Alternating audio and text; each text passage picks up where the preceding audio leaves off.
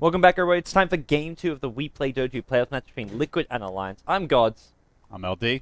And here we go. Game 2 now underway. The draft has just started. In Game 1, we saw Team Liquid just march to a convincing victory. Alliance did not play badly to me, Gods, by any means. They made some unfortunate decisions, but I think the big thing that stood out to me was I felt like Alliance was trying to play 6.78 Dota, and Liquid, coming with some slightly different picks and just more of like an aggressive tempo in general, they were the ones going for ganks. Alliance just constantly on the back foot, and I don't think that style necessarily, at least it didn't seem like it's as suitable for this patch. It was definitely the 6.78 picks. They did go for like some kind of 6.79 items with the Necrobooks, but they never really helped that much. Luna with the BKB just tore through the Necrobooks most fight.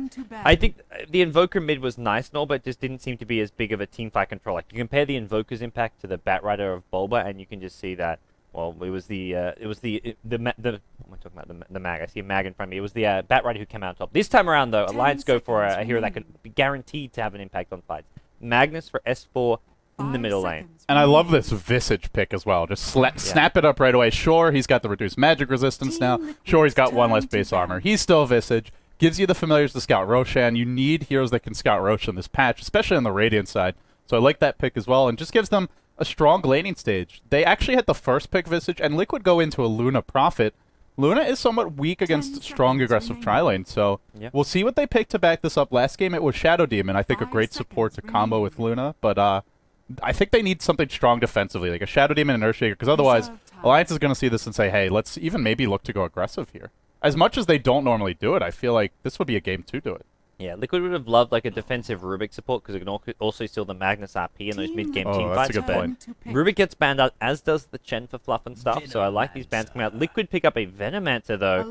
This is an annoying hero to verse, especially for Mag, because those Plague Wards can just be used to scan up the Mag with his positioning, cancel his Blink Dagger using the Plague Wards. And the Plague Wards, not only do they just cancel it immediately, they cancel for a long time because of the Poison Sting damage, which lasts for something like ridiculous.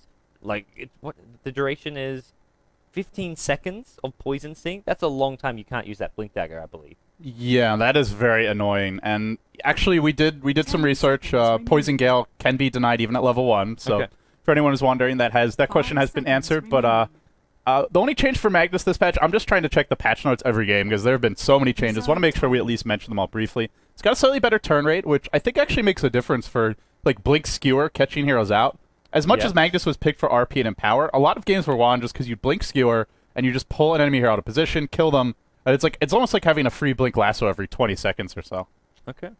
Or 30 seconds, sorry. Yeah, for the Blink Skewer, that makes quite a nice little difference here. So we'll see Alliance pull out the Magnus once again. They haven't got any Bulldog or Loader here right now. We could always see the Magnus in an off-lane position, but I'd be very surprised by that. They're probably much more preferring to get something like the Bounty Hunter for Admiral Bulldog, but that gets banned up by Liquid, and now we look towards what Bulldog want to get. Well, Clockwork's the big one that's, I think, very strong in this version. We've been seeing a lot of him. Great against Prophet, can punish Luna until she gets BKB, and they'll go Clock here. The other thing I was going to say is, well, do they think about Lone Druid? Because we haven't seen him much in this patch, but he got, in some ways, further nerfed. The bear now gives 300 experience instead of 100. That's like almost a full level on each support, because it's 200 for that level, too. Supports are killing off that off-lane. Like, I think it nerfs the Lone Druid on the off-lane. He's still very good in the mid-lane and safe lane in 1v1 matchups, but against tri-lanes, you cannot afford to give away that bear anymore. It's just a lot of golden experience. And, well, with the Clockwork pick, it looks like standard Alliance Dota. They're not going to go aggressive here. They'll put the Clockwork in the offlane. Maybe they do a dual lane or a roaming support, but most likely just going to be playing the same Dota we're accustomed to from them, farming early on, somewhat defensive and turtle-oriented. Yep. As for Liquid, Luna isn't really the best 1v1 hero versus a Clockwork, so she'll probably need some help early on. Yeah, and I doubt Liquid's going to go tri-lane. There's still a Naga Siren in the pool, and that's where you can see the metagame is shifting with this 6.79. Alliance no longer first picking it, Liquid not grabbing it either. That Riptide nerf does hurt the Naga Siren, and we're seeing, I think that's really where Naga Siren was, you could justify the first pick. The song is always great in the mid to late game, but having Riptide, one of the strongest laning spells in the game, made the hero just completely I don't want to say imbalanced, but just really strong in general. Yeah, you'd see a Naga just, well, they'll go right back for the Tidehunter. So talk about a support that Liquid is favoring. But yeah, I mean, there are so many games where we just see Naga, you get off one Riptide on 3 heroes, everyone's melting, Visage cleans one up, and if they don't die, Naga just runs next to them, Riptide cools down, and you use it again, you get another kill. So Tidehunter now picked up by Liquid, but I do feel Alliance has better heroes to punish it this game. Familiars are good to cancel Blink Daggers. Rocket is good for that as well. And if Clockwork ever catches Tide in Cogs, he is almost totally useless. Well, they're going to go for a Loader Alchemist as the carrier. Right now, Liquid very lacking in lockdown. They've only got the Tide Ravage for true disable. Lucent Beams with a tiny little mini stun, but Liquid needs some just more general stuns and lockdown here to go with their lineup, which I guess is what you're going to get out of the mid hero for whatever Bulba's going to be playing. Something like a Puck, maybe.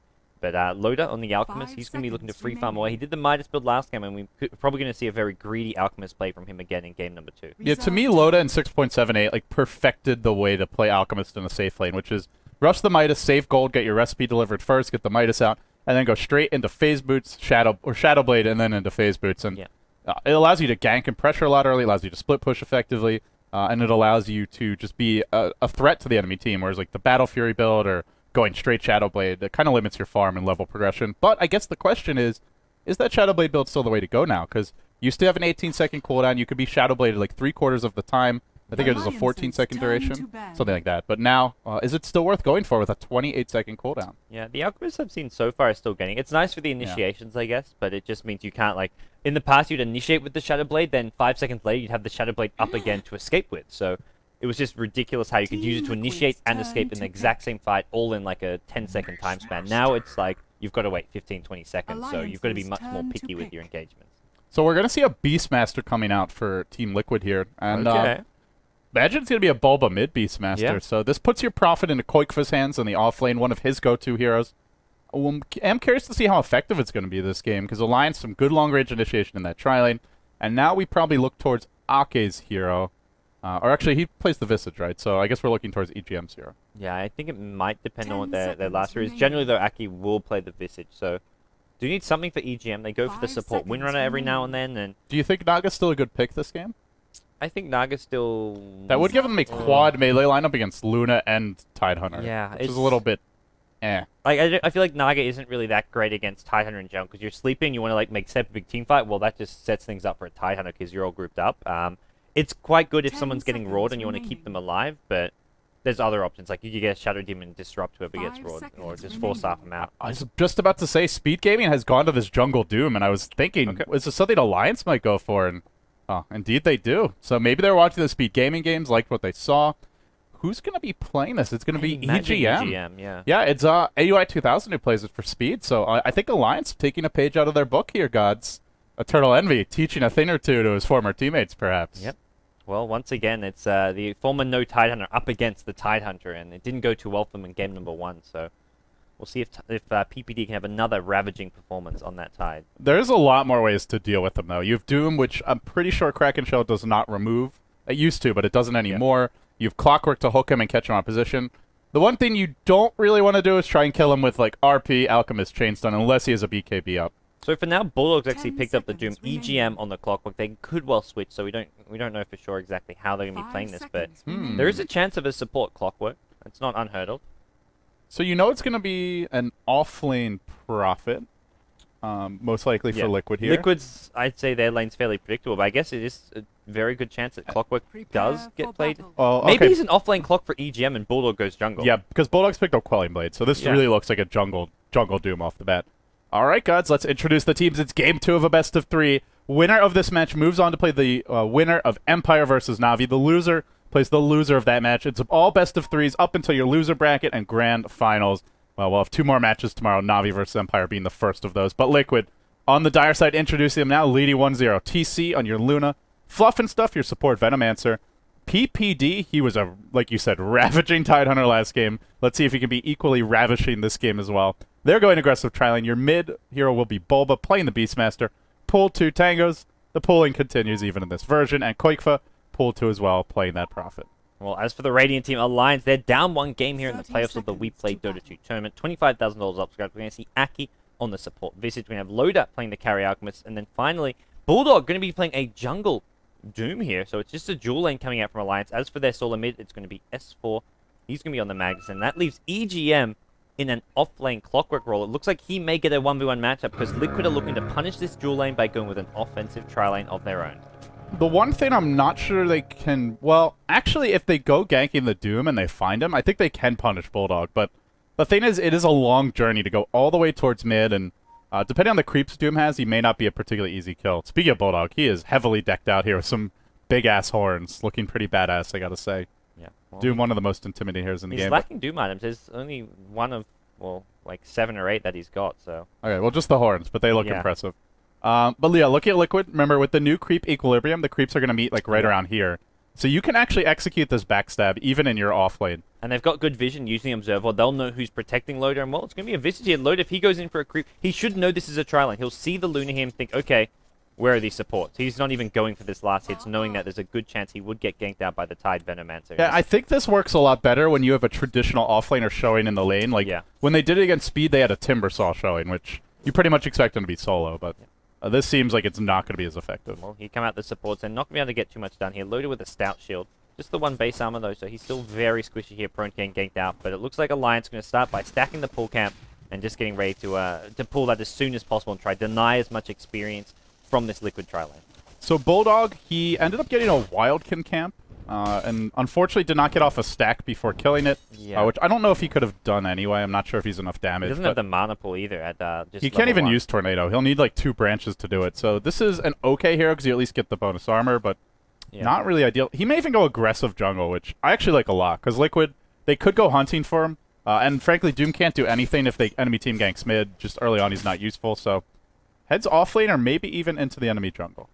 Well, yeah, he is heading up to this offlane here. I don't think they can really look for a kill on Quake for anything. EGM getting very low here. EGM may just leave this lane and go to the tri-lane. They may give Bulldog this offlane now, knowing that it's a 1v1 matchup. I think they were thinking EGM can go offlane against the tri-lane, Loader will free farm bottom, and then Doom will free farm the jungle. But with an offensive tri-lane, it looks like they're going to switch up their lanes, and EGM is going to come out and help the tri-lane at bottom. Rune's about to spawn 2 minutes. It will be a haste rune bottom. Both teams have vision of it, but it should easily go to Liquid with their tri-lane supports there, and already Bulba on the move for it. So keeping an eye on the middle lane as well. We haven't seen much Magnus lately, but I would say this matchup is quite even early on, and will mostly just come down to the supports. Both heroes pretty spammable nukes, pretty tanky heroes in general, and fairly durable and hard to kill. So seems like an even lane, and without supports coming in, it really should stay that way. Yeah, I fully agree here. We are going to see the Clockwork now arrive at this bottom lane, so Liquid have to be a bit careful with their aggression. The Tide is... Tango's his way through here in the side shop, so he's really looking to try to find an opening to go in, but Liquid just going to be playing very, very far back for the time being. How do they go in with Loda leveling up Acid Spray and just spamming it? The lane is going to push, and you can't do much against this. If they go to pull, you can try and contest it, but, well, they left... Oh, okay, they actually left one small creep here. They killed off 2 and left 1 there, so I think this makes it maybe almost impossible to get the pull. Oh, they just barely get it, but that creep dying very quickly. Great reactions by Alliance here, really showing their good synergy in tri-lanes and getting a much-needed double pull, but here comes Liquid to contest it. Yeah, Liquid going to get experience, maybe even gold for this as well. They're in a better position. EGM has 2 in Rocket Flare, so he's probably going to look to last hit it using that, but we'll have to see what Liquid have to say about that. Looks like Bulba took quite a bit of damage mid. S4, though, only level 4. Not yet in killing position, but he's getting really good farm. 20 CS, and I know if I'm Bulba, I'm probably thinking, man, I really wish I had Clockwork this game, because he's shown before that that Clockwork can really dominate that 1v1, but as a Beastmaster, kind of hard to do it. Well, S4 doing going to hit level 5 now. He's doing fine in that middle lane, but bottom lane, we're still seeing Loader just put down the Acid Spray.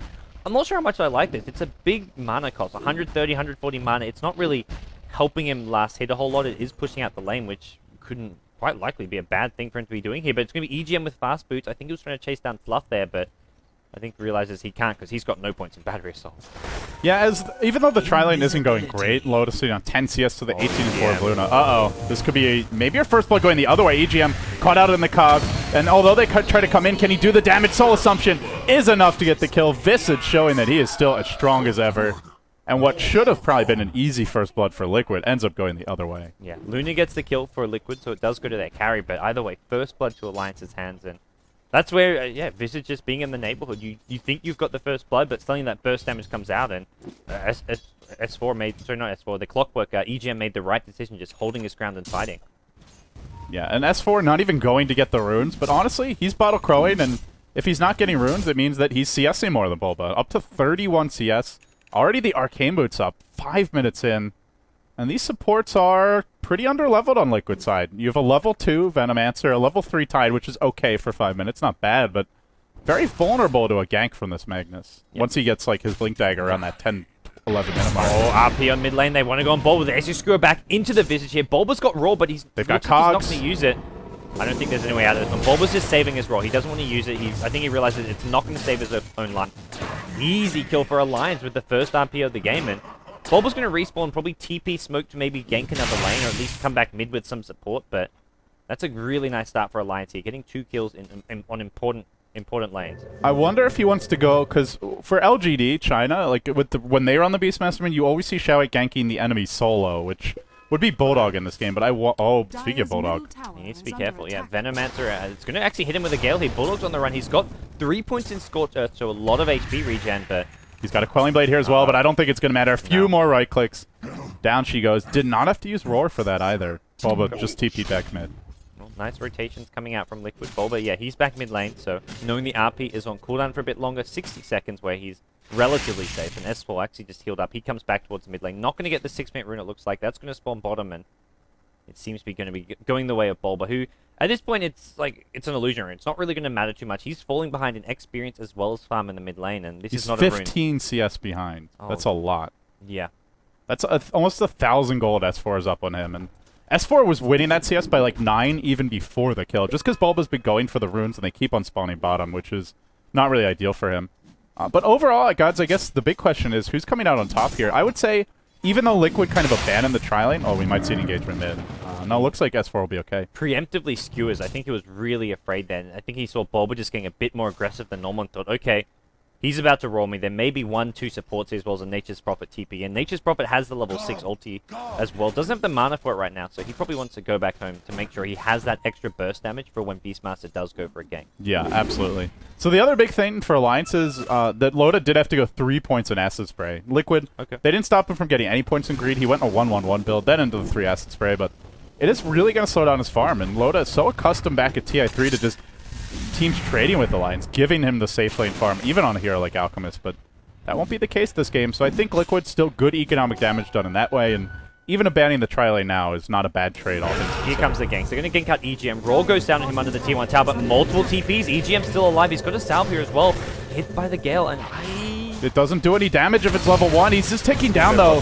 They got off 1 auto attack there, but Bulba might be the price to be paid. There's your soul assumption. If he has 1 more, I think he gets this kill. Couple auto attacks. No mana. He's got 1 stick charge. It's not going to be enough. He's doing the math. Grave Chill should be, though, if he can get the Grave Chill. 3, 4 auto attacks. Maybe just 3. Bulba, he's going to need 1 more hit. Enough. Triple kill for Bulldog in the meantime on the top side. Yeah, caught a couple of his. He doomed the Luna. Luna got off the Eclipse anyways. Alliance almost lost lots there. S4 got really low. Bulldog got fairly low here, but he hit the Scorched Earth and gets himself a triple kill. That is a huge pickup for your Admiral Bulldog Doombringer.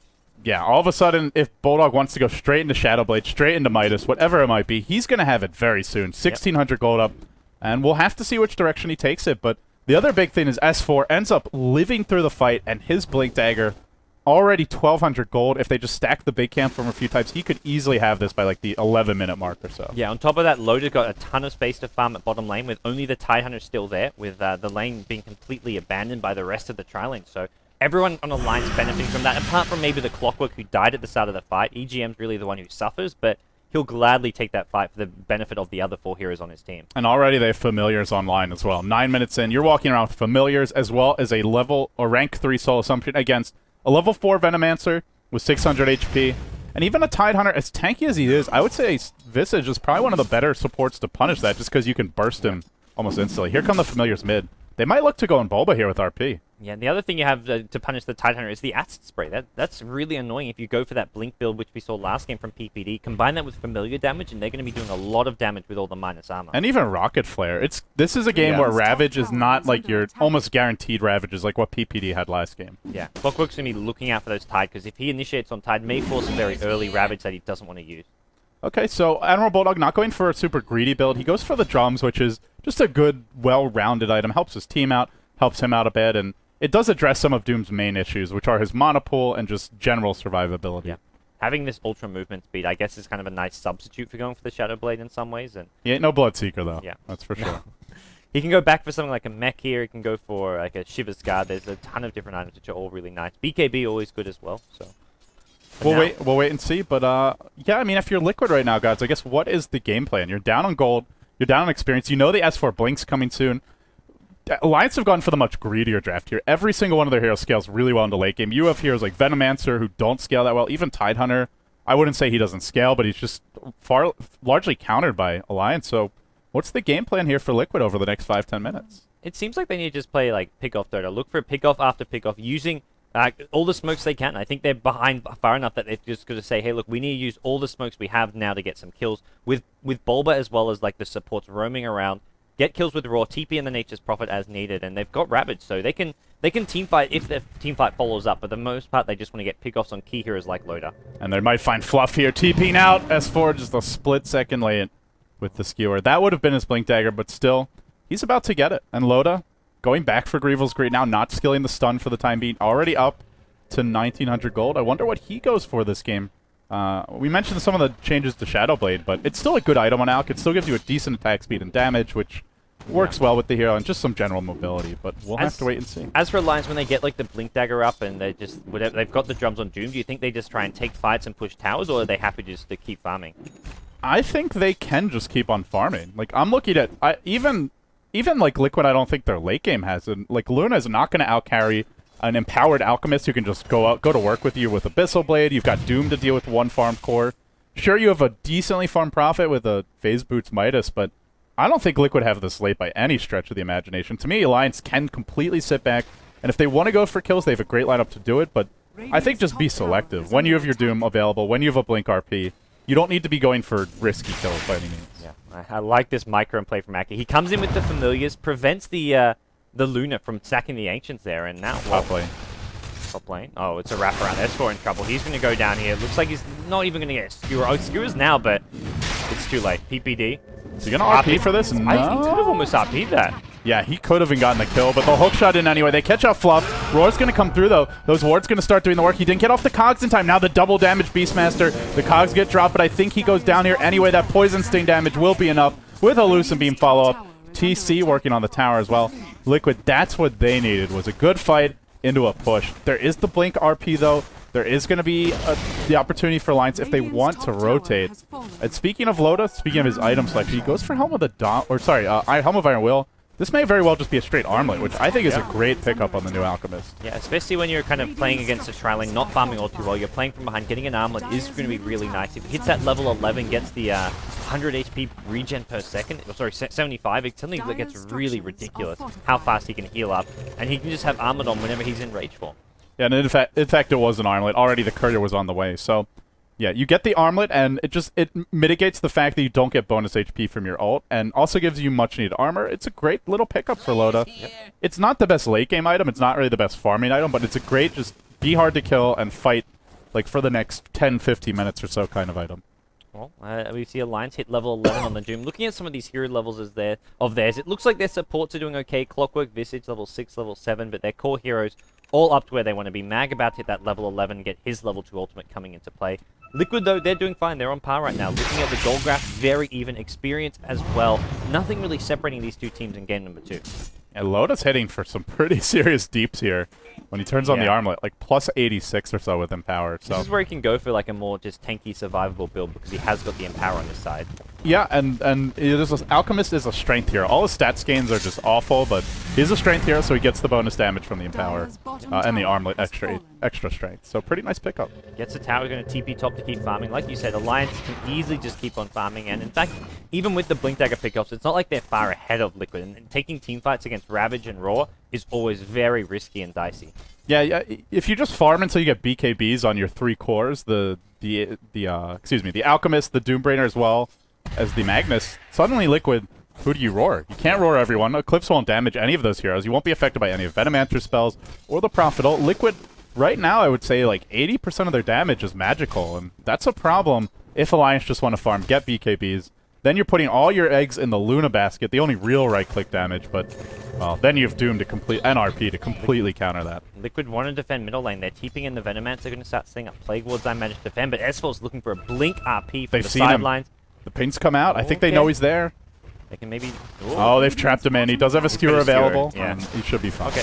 No, he actually drops a Gale and ultimate. This is going to force S4 back. The question is, can Liquid actually follow this up? He's very, very slow here. PPD's trying to chase in, and there's a Doom that goes down the Luna. With that, Liquid will be forced back. Just a defensive Doom. Yeah. Looks like they just want to make sure there's no way this Luna gets range for a Lucent Beam. Yeah, that was well worth using the Doom because Liquid were trying to chase on in. They wanted to go on S4 knowing that he was just so ridiculously slow and they could have found the engagement. But the Doom forces Liquid back and will get Alliance in T1 tower. So I am liking this draft and this playstyle from Alliance a lot, though. Going for tanky carries, heroes that can fight a little bit earlier, and heroes that can just create pressure and spacer on the map. Your Doom, Shadowblade drums up, you have an armlet. S4 wants to go on Quake Base and use an RP. He's got a double damage rune. S4 gets a solo kill. Gets a little help from a friend, but didn't even need it. Yeah, and that profit is really important, because otherwise, if Luna's the only farm carry, she just gets doomed and RP'd every fight. So you don't have a Shadow Demon like you did last game if you're Liquid. You really need to secure farm with both of these heroes, but great play from S4, showing why he really is the son of Magnus. I missed him playing this. I think Magnus is one of those heroes which has disappeared for when he's still very strong and viable. He still really is strong in the mid lane with just bottle crow spam and getting a fast blink on Mag. You can always just control the tempo from there. He's tanky. He's exciting to watch when he hits a big RP. The one thing that I think people disliked about Mag was a team that's losing all game just hits one big RP and wins the game. But I still enjoy the hero, and I think his ult is one of the more entertaining ones to watch. TC trying to... Uh-oh, Aki gets dusted here. He was invis here. He's going to use one familiar, has another one. Looks like he's got tangos. Even at 16 minutes in the game, he still has tangos, and they save his life there. I don't even know if they get the familiars. He can resummon those if needed, and looks like he is just going to fly them away. All right, well, the Hawk going to be coming on through. Familiars can snipe that as well, but for the time being, Alliance find more to go their way. They're actually starting to pull ahead now, almost a 5k gold lead with the recent tower gold and just kills that they have been getting in. Liquid playing on the back foot. There's just no... I don't really see like an... Oh, top lane, we might have an engagement, but S4, he's already got the blink online and working towards the 4-staff should be okay. I guess for me, the big issue I'm seeing for Liquid right now is, like, how do they force the tempo? Because I think they want to be fighting now, like, before Alliance get up the BKBs, before Alliance gets to Deathball status, but how do you do it when your Beastmaster doesn't have a blink, doesn't yet have his Ags, he's building a little bit of everything for Bulba, you have no blink on your Tidehunter, your Luna doesn't have BKB, this is pretty much all you can do, and it's a smart call, it's going for Roche, but it is not ideal. Yeah, this is really some of the weaknesses of Tidehunter as a, like, 5-position support here, is that he can't really start off these fights when Alliance just control the tempo. They decide when the fight starts. Same for a Beastmaster pick. If they had a Puck or something in the mid lane, it's a much more influential hero that can force fights, whereas Beastmaster is very reliant on getting in range for that raw. Okay, I gotta say, these new Plague Wards are gonna be the bane of Mag's existence. Constantly his blink's being cancelled every time they hit him. And like you said, for 15-20 seconds, so... S4 ain't using his blink RP. It's the duration. Oh, looks like only the first auto attack. The duration doesn't seem to be the same for the Plague Ward as the hero, so it's a shorter duration Poison Sting, it looks like. Yeah, it's supposed to gain whatever... It says it gains whatever is on the hero, but... The time that it lasts does scale with Poison Sting, so it goes from 6 to 9 to 15. But that seemed like it was 9 seconds. It's lasting maybe it's lasting like 3. So I think it's just the initial auto attack that's canceling it. Okay. Which is still very annoying. Yeah. Not as bad though. If it was 15 seconds, I feel like then it's just a hard counter for Meg. Poison Sting is a pretty ridiculous spell when you do level up. If Venom can get in range just for some actual right-click Poison Sting damage, but as it stands, Liquid going to just look to farm up the BKB on Luna. They've got the mech for Beastmaster, and once they've got this BKB, they've got items where they can fight. They still don't have the Blink Dagger on Tide, but that's not going to be coming for some time. So they've got to start planning their mid-game basically around the fact that they won't have a Blink on Tide at all. Like, they don't even know when it's coming up. It may never come up. It's all up to Bulba. He's the only hero that can really initiate on this team. Maybe you can get off like a smoke gank into a Gale or a Sprout, but that's really pushing it. Well, Loda going for his item, which he loves. Sanjin Yasha picked up again. I think it's a lot better this game because they have a much better, like, well-rounded late game line. They have Empower, and they also have a Doom who can do quite a bit of physical damage later on. So I think Sanjin Yasha suits them better. Here we go, though. Right onto TC. He doesn't have BKB yet. No stun being thrown out yet by Loda. Actually, it was onto the Tidehunter. He's dropping pretty fast with the armlet. But look at that regen from the Alk. He's still alive. Doom, one crit from Bulldog to end them all. TC coming in with an Eclipse. No, he cancels it. Just throwing out a Lucent Beam instead. And they get the kill. They get out. Familiars go down. So Liquid, they lose Tide there, but it's still an okay-ish trade. They force a lot of ultimate to be used. The Doom gets used. Familiars resummoned. Alchemist had to go through a lot therein. They do lose Tide, but they keep their tower alive, and they manage to just hold a tower that they need to start holding. They can't just let Alliance keep on snowballing, taking tower after tower. Yeah, so for Liquid, I guess, can they force fights now? They still don't have the BKB on TC. They have no Ravage until Tide gets back to the fight. He's trying to come now. Your Prophet's not pushing out the lanes. Quakefoot's just in the jungle. Like you said, I think the pressure's really on them to make something happen. Shadowblade Bulldog wrapping around. With no Doom, I guess the question is, does Alliance want to fight? Because you are fighting into Ravage without your best way to ensure it doesn't go off. It seems that Alliance weren't going to defend the tier 1 tower, but Liquid also at the same time weren't going to push it here. They're grouped up. Works out beautifully for Alliance with this. Yeah. They're going to... Liquid decide they want to go for a smoke instead. They want to try and make something happen. And that bottom tier 1 tower being low, undefended, it seems that maybe that's going to be where Liquid look for some pickoffs and then try to follow up with a tower. But Alliance are all near the top lane. They're going to be going for that tier 2 top. And here they go. They're smoked up. They're wrapping around towards the bottom tower. They're going to get a tier 1, but Alliance may end up getting the bigger kills if they kill off Quake for mid. 2 heroes hanging around. Bulldog under cover of Shadowblade, which now wears off. Alliance glyphed this, but I don't think they're taking the bait. They know there's going to be many heroes backing up TC. There's no way that he's alone on his own. Apparently Poison Sting no longer disables Dagger or healing, which is definitely new to this patch, so... on that list of 50 Venomancer changes, this is one of them. Yeah. So that would explain... The auto attack still disables it, but not the damage over time. Okay. The initial auto attack from the Venom or the Plague Ward. Yes. Okay, that makes sense then. Okay, well, so there's no bug, just Dota being different from what we're used to. For how long has it been that it cancels Blink Daggers? Like 5-6 years? Yeah. A very long time. And there's too many changes to read and remember, LD. Yeah. Chat, relax. It's okay. I'm sure they're out to freaking out make it as difficult for casters as possible. Yeah. I mean, I even have the patch notes available to alt-tab to when I need to, and it's... What are you going to do? Just have one person reading patch notes while the other person casts? So, oh well. It's going to happen. There was a game that was played recently where... I forget who it was. Like, I think I was watching... Oh, maybe it was just Saint Street I was watching where... I don't think Kuroki even realized about the buyback change. He's like, why am I dead for so long? He's dead for like over 100 seconds. I remember the first time it played. The pros definitely don't know all the changes either. It's not only the casters. The buyback change is ridiculous at times. Like sometimes you'll like use a buyback and then you'll die again and you're suddenly dead for like 120 seconds or something. Yeah, you can even be dead for longer. Like I think I had a 130-second respawn. I'm just like, great, I'm gonna go like watch a TV show during that time or something. Look at Loda. They ganked him with everything they had bottom lane as far as the Beastmaster Prophet goes. Prophet ult was thrown out there. Or sorry, no, not the ult. I guess if they had that, they might have gotten the kill. But they roared. They jumped everything else they had on him, and Loda, with that new regen, just waddles away with his armlet up and lives to tell the tale. Alright, well, Liquid still unable to find kills or too much out of their lineup. The Aegis is going to be expiring soon, and with that, Alliance get a bit more aggressive here. Bulba almost got out of the bottom.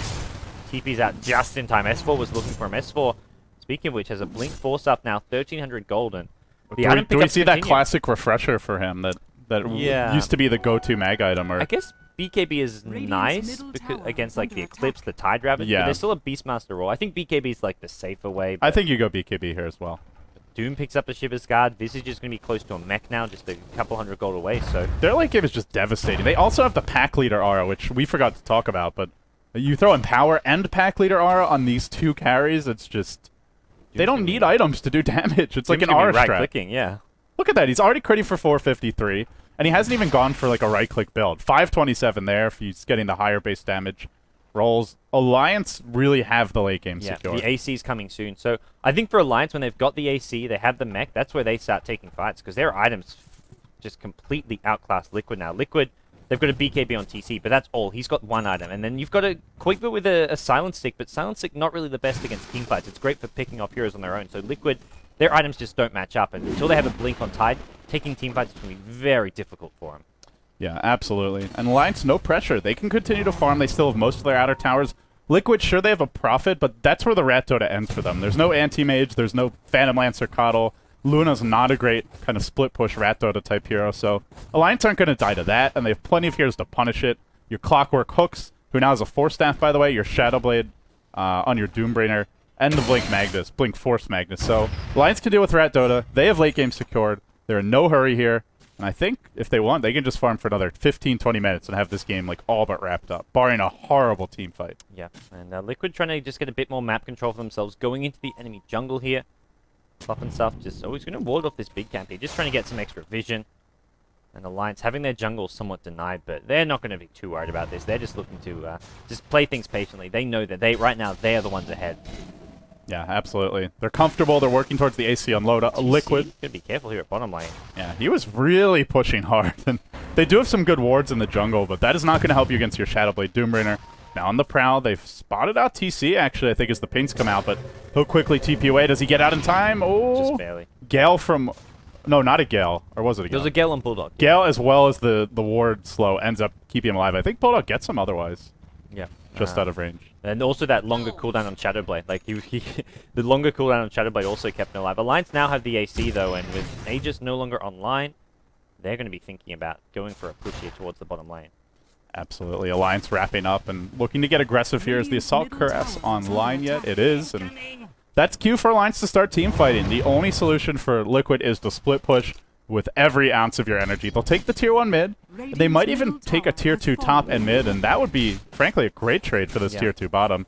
I guess the question is, does Alliance just look to go into Roshan? Because it is coming pretty damn soon. Oh yeah, that's going to be respawning fast here. I guess for Liquid, getting this tower gold is actually the items they really need. They get a tier 2 top as well. Maybe even this tier 2 mid. It is being glyphed, and Alliance is giving away 3 towers for 1 right now. Again, they've tried to go on Fluff, but even with the faster turn rate, S4 still unable to get him. Meanwhile, Bulldog coming in middle lane. He does have access to Doom. Will pop it now along with the Shivas. But where's the backup from him? He just gets ravaged in the face. He goes down. Loda only now joining the fight. They'll stun TC. He's still alive. Loda coming in. Diving deep for this. He needs like 4, 5 auto attacks. No, just 2. Who am I kidding with all that minus armor and physical damage? Now onto PPD. Do they have a stun available? 1 second.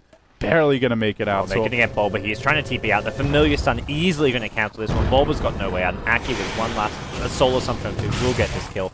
EGM, the Farm Lord, is going to KS it, of course. And EGM ends up getting the kill, like you said. That's still good for Liquid, I want to say. They got 3 towers for 1 there. They do end up giving up 2 kills on cores, but they do kill off the Doom in exchange. They did have to blow Ravage as well. I would say overall, at least a slight win for Liquid, especially considering the state of the game. Yeah, they needed those towers and farm for their heroes. Beastmaster now has an Aghanim Scepter and a 1k gold on top of that, when just 3 minutes ago he was sitting on point booster plus 500 gold, so he just found a ridiculous amount of gold. Blink Dagger's up on PPD, so take a fight like that and suddenly, after 3 towers and a decent-ish, okay-ish fight, you get Blink Dagger on your Titan.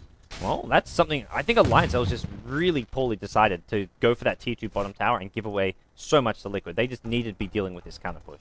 Yeah, it equalizes the game in general in terms of gold experience, and we'll have to see how the next few minutes develop. I still think it's Alliance's game if it goes late, but that comes down mostly to execution. If you do waste an RP, a Doom, if you don't use those spells properly, but they're going to find PPD. They force him back in with a Blake Skewer. S4 back to his old tricks. The Son of Magnus delivers again. And that's going to be a kill on Tide, and with that, potentially the tier 2 mid as well. Yeah, nice. And if they get this, guys, then they might get Roche, because Roche is up. All right, well, Alliance are grouping up in the mid lane. They've got 5 heroes en route. Ravage is up. Sorry, I'll say Ravage. RP is up, as is the Bulldog Doom once again. And there's not much Liquid can do. They want to maybe counter push. They throw the Nature's Prophet, Wrath of Nature, try and stall things, but... They just melt this tower with the cleave coming out from all 3 of these heroes. Yeah, they could even look to go high ground here. Lotus just picked up a Reaver. There's no Ravage. Even if the Tidehunter was alive, he still wouldn't have it. It's coming up soon, but another Blink Skewer. He's caught out Bulba. S4 does it again. Even Bulba blowing his roar. He does have Aghanim Scepter, though, so not a bad trade. He'll have it up in 40 seconds. They're going to get Raxed in a matter of seconds. The pack leader, Aura, as well as the Assault Cuirass, and Loda just hitting like a truck. Great work done here by Alliance this day, and although Liquid's trying to rat Dota it out, pushing the top lane, it's just not going to be fast enough. They may lose Koikva. He TP'd to the... I like that he also TP'd to the mid tower. He's going to hit a blind hook. Koikva was invis, and EGM finds him. He's going to force stuff out of there because he could not actually fight Koikva. Koikva trying to TP out. He doesn't have vision. The battery assault doesn't hit if you don't have vision. Oh, no. Just a bit late on the rocket there from EGM. Must have been on cooldown. Meanwhile, mid lane, S4 gets caught out. Does drop an RP. Ravages up with a Blink Dagger. PPD, they want to kill off Loda here, not just Aki. Loda may just turn and fight, though. Acid Spray there, he's channeling a stun, and PPD, look at the damage output from Loda. Easy kill coming his way. Loda needs to TP out, though, and he's got no TP. Does he need to TP out, or does he just want to go in and kill everybody? 1, 2, right clicks. He's going to bring another down. He's got the stun cooling down. His ult is still online. It's about to end, but the damage is done. I think there's your roar from Bulba. He looks to turn the tides. He drops the Orchid as well. Koikva does. I think he bought back for this. Oh, no, actually, sorry, he never dies. But Bulba comes in. Dooms Koikva immediately. Gem hits the deck. Koikva's dead to rights. TC next in line to Ake, and Liquid in a headlong retreat. But here comes Bulldog looking for more. Can he get in range? Everyone's so slow from the Gale. The poison's like, look at Aki. Like, less than 200 movement speed with all the poison slow. This is just so annoying to verse, but even so, it's Alliance dominating the team fight. And now we're going to see maybe even more Raxus fall the bottom lane. Liquid may recover this gem. I believe it was theirs. Looks like Alliance didn't notice, but doesn't even matter, gods, at this point. Their late game is just insanely strong. And it's without going for like the hardest carry builds. We saw an early Armlet on Loda. We saw the early drums on the Doom, and it just doesn't matter. In they go. They have no Ravage available. It was used in that earlier engagement, so Tidehunter now just a walking melee creep with a slow. Can't do much. Can do very little, in fact, and this tower is going to fall. It's a buyback from Koikfa, but to what end? They'll take the tower.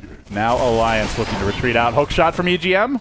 Looks like he'll get out too. Yeah, some fancy footwork. Alliance can go back for Roshan now. Luna dead for 5 seconds, but more importantly, Ravage on cooldown for 50. Beastmaster Roar on cooldown for 18 seconds. So Alliance could take Roshan this time, but it looks like they're not opting to do so. They want to re-engage here in the bottom Raxes. Yeah, for the time being, they are pushing in this bottom lane. Heart's now up unloaded. The only other item he could really get at this point that he doesn't have is the Basher. It's probably coming next. Even a Manta style wouldn't be too bad just for the push. But into the Roche pit they go. Liquid in no position to contest this at all. Oh, the Hawk's going to die to the acid. Okay, they keep the Hawk alive barely. It did 2 ticks there. They need the third There's no Ravage and there's no Eclipse. Like, how can they actually fight this? Yeah, they want to maybe just go for a little, try steal the Aegis, but they're not going to be there in time. Loadout kills it in no time at all. Takes the Aegis, and now Alliance is going to be so far ahead. Now, do they just go down this top lane and end the game? That's the big question. Or actually, bottom lane Rex have not been taking it, so we'll probably see them go bottom. And in fact, we will. Heart of Tarrasque on Loader. The item pickups just I can't wait to see his HP regen when he pops his ultimate. Already, he's sitting at 80 a second. You're going to throw another 100 on that.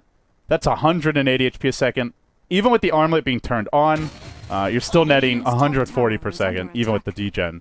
Yeah. That's obscene. Alliance are just filthy rich at this point. You've got 4k plus on the Magnus, Bulldog with 5k gold, Aki with 1600, almost completed an Aghanim Scepter, and all Liquid can do is go for this Rakdo to split push. Koikfa's trying to push out the bottom lane, but he can just get sniped so easily by so many of these heroes. He has to play very defensively. I feel like Alk is just like the final boss of this game. Look how big he is. 3,200 health, regenning for 111 a second here, but, well, his heart is getting disabled. That's why it's not a lot higher. Is taking damage for the boar. It doesn't even matter.